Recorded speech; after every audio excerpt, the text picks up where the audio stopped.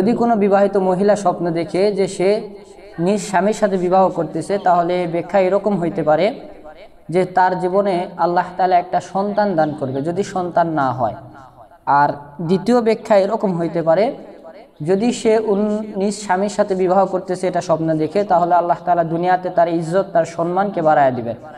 এবং আল্লাহ তাআলা তার জীবনে সফলতা দান করবেন এবং রহমত দান করবেন, বরকত দিয়ে আল্লাহ তাআলা তাকে ভরে দিবেন। কিন্তু যদি এরকম হয় যে কোনো নারী নিজ স্বামীকে স্বপ্নে না দেখে অন্য কোনো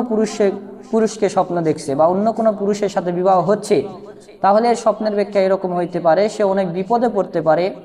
বা তার গোপনীয় কোনো পাপ হয়ে গেছে, সে আল্লাহর কাছে কোনো অপরাধ করেছে, অথবা তার সাংসারিক জীবনের ভিতরে